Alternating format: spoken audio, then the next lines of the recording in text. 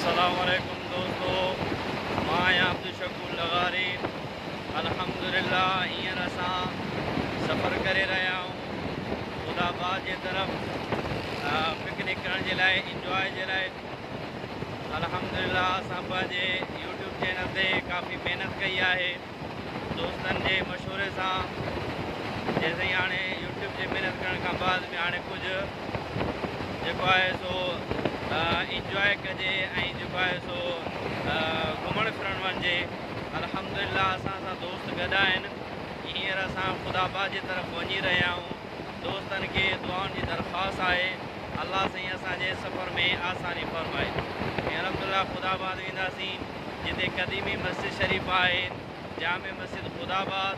अल्हम्दुलिल्लाह उनजी बि तव्हांखे ज़ियारत कराईंदासीं।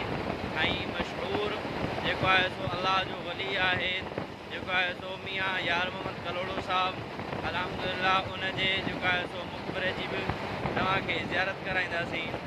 ऐं दोस्तनि जो इहो ख़्यालु आहे साईं खुदाबाद जा पकोड़ा तमामु घणा मशहूरु आहिनि, साईं उहे बि असांखे खाराइजो। इंशाअल्लाह इंजॉय कंदासीं। दोस्तनि खे दुआउनि जी दरख़्वास्त आहे। अस्सलामु अलैकुम वरहमतुल्लाहि वबरकातुहू। बाक़ाया इंशाअल्लाह वीडियो भरींदासीं ऐं तव्हांखे खुदाबाद जामे मस्जिद जी बि ज़ियारत कराईंदासीं जेका तक़रीबन चयो थो वञे 500-600 साल पुराणी आहे। इंशाअल्लाह उनजी बि ज़ियारत थींदी ऐं जेके बि मक़ामात घुमण फिरण वारा आहिनि इंशाअल्लाह उन्हनि जी बि तव्हांखे ज़ियारत कराईंदासीं। अस्सलामु अलैकुम। अस्सलामु अलैकुम वरहमतुल्लाहि वबरकातुहू। दोस्तों जीअं त अल्हम्दुलिल्लाह असां खुदाबाद पहुची विया आहियूं। खुदाबाद जे पहुचण खां पहिरीं अल्हम्दुलिल्लाह हिकु मस्जिद शरीफ़ आहे। तक़रीबन चयो थो वञे त इहा बि 200 साल या 300 साल खां वधीक अल्हम्दुलिल्लाह मस्जिद शरीफ़ खे थी विया आहिनि।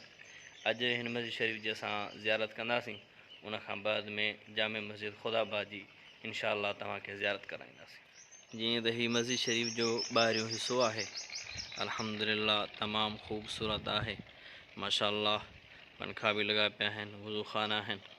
अल्हम्दुलिल्लाह तव्हां बाक़ाइदे हिन खे ॾिसी रहिया आहियो। ऐं अल्हम्दुलिल्लाह हीअ मस्जिद शरीफ़ जो विरांडो आहे। तक़रीबन माशाअल्लाह ॻोठ वारा ॻाल्हि कनि था त हिन मस्जिद शरीफ़ खे 200 खां 300 साल थी विया आहिनि। ऐं तव्हांखे ज़ियारत कराईंदा हलूं। अल्हम्दुलिल्लाह हीअ मस्जिद शरीफ़ जो अंदरियों हिसो आहे। अल्हम्दुलिल्लाह माशाअल्लाह माशाअल्लाह। अल्हम्दुलिल्लाह हीअ मस्जिद शरीफ़ जो अंदरियों हिसो आहे। हिन मस्जिद शरीफ़ जी जेका देखभाल करे रहिया आहिनि हिन जा जेके मुतवली आहिनि शौकत अहमद मंगणेजो साहिबु जेके हिन जा मुतवली आहिनि, ऐं मुअज़्ज़िन ग़ुलाम सरवर मंगणेजो साहिबु। तव्हां हिन खे ॾिसी रहिया आहियो मस्जिद शरीफ़ खे त मस्जिद शरीफ़ जी भित ॾिसो तमामु केतिरी वेकिरी आहे। मां हिन खे मापियो आहे तक़रीबन 5 फुट ई भित जेका आहे सा वेकिरी आहे। तव्हां अंदाज़ो लॻायो त उन ज़माने में जेको आहे सो केतिरो हिन ते ख़र्चु आयो हूंदो।